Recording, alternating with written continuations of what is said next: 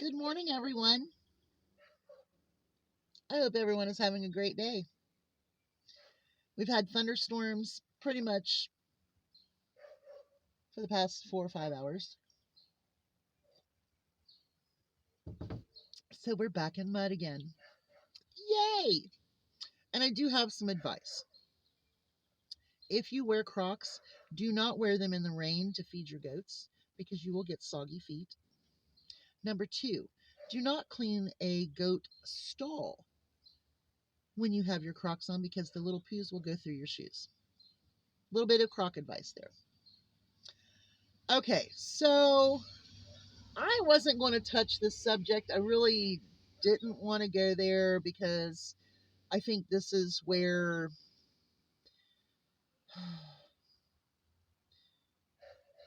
I try not to get to. Now, I did talk about Nostradamus and the Antichrist and all of that. And I also made biblical references to the Antichrist. And the only reason being is because if you do believe those things, then Trump fits that bill. But let's get back here to the eclipse first. This morning I watched a video by Prepper Potpourri, which was done absolutely like always. She ties that bow and makes that ribbon just absolutely perfect. So I do recommend you going and watching Prepper Potpourri and what she has to say about the eclipse. I think it's spot on, bows tied up, ribbon, everything. There's nothing I can say that would be better than what she has done. I mean, just a fantastic video. Please go and watch that video. I think that kind of represents how I think for the most part.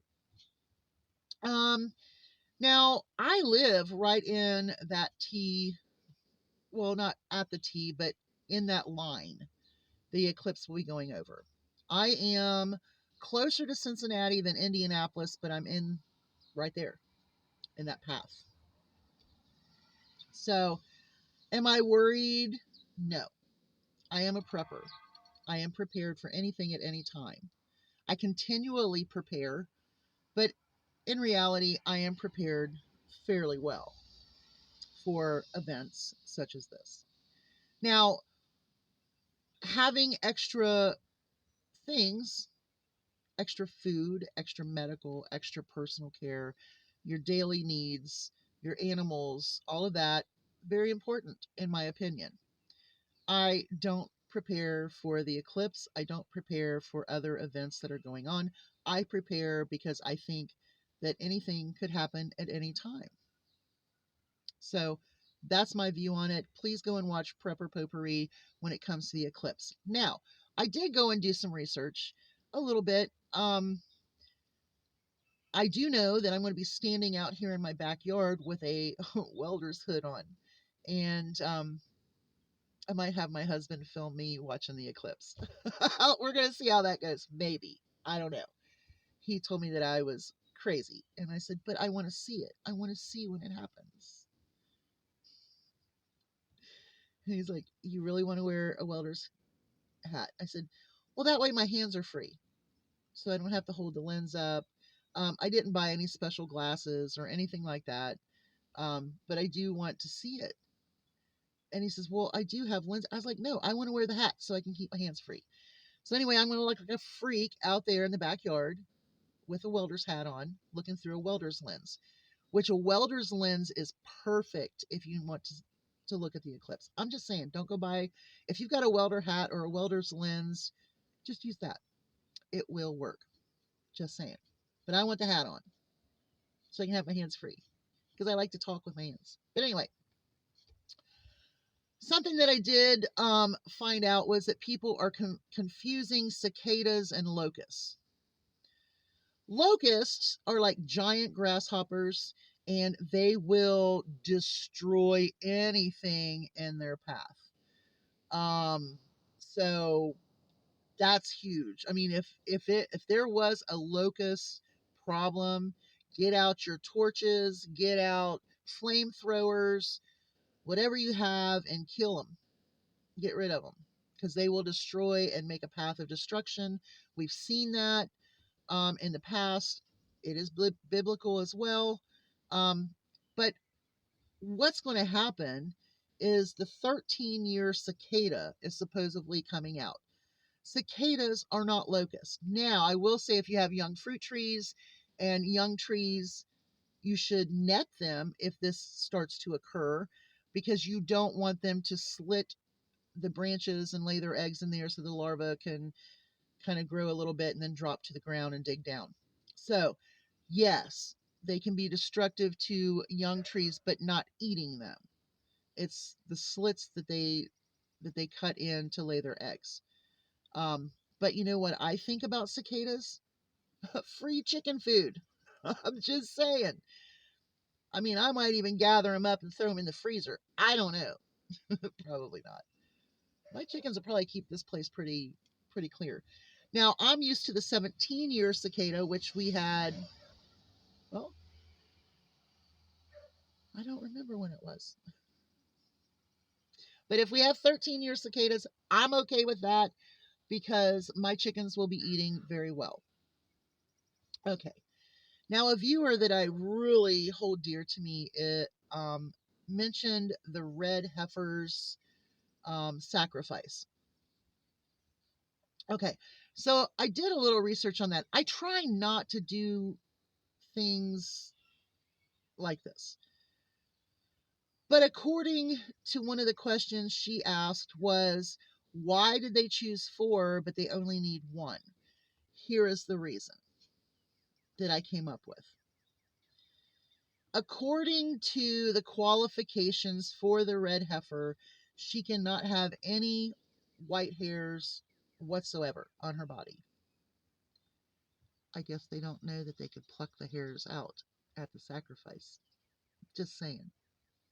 But anyway, apparently one of the 4 has already been disqualified. So there's only 3 left for the sacrifice. Now, they are going to be sacrificed before they're 3 years old.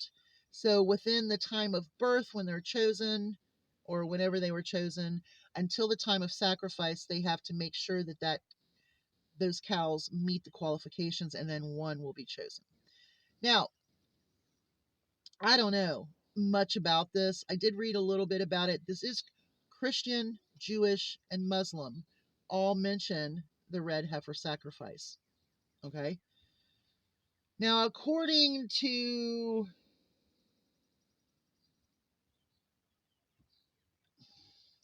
how do we do this? According to some of the prophecies, there has to be another Jewish temple built where the Muslims have already rebuilt on top of the old temple area. Now, here's my thing about that. What if that Muslim, I guess that's a mosque, what if that is the building that was supposed to be built over top of it? What if it wasn't a Jewish building? Now, I'm going to throw something else in here that's going to blow your mind. If you ever watch like alien UFO videos, there is one video that I saw that kind of, when I started reading about this, that my mind Rolodexed too. And that was a video of a light that came down and then shot back up. And I believe that was on that mountain in Jerusalem. I'm just saying, what if all religions, and I know this is like way out there, but it's just something that I have thought about since I was about 6 years old. And I can't explain it. I don't know why. I know that my dad told me never to talk about it, so I never did. I've said a few things here and there. But what if all religions are a map to a different origin, of a different power. Religions have a beginning, a guideline to life, and an end. And if all of those kind of have the same thing, maybe there is an alternative higher power.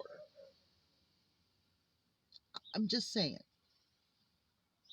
Don't think I'm anti-Christ. Don't think I'm anti-religion, because I think religions are fantastic guidelines for life. If you follow them completely and you claim to be what that religion says you are, then you are living the life that you should be living. So anyway, that's all I really had to say. Kroger ad review, maybe next. Bye, y'all. Hugs from a distance. Remember, don't wear your Crocs in the rain. You'll get soggy feet. Bye, y'all.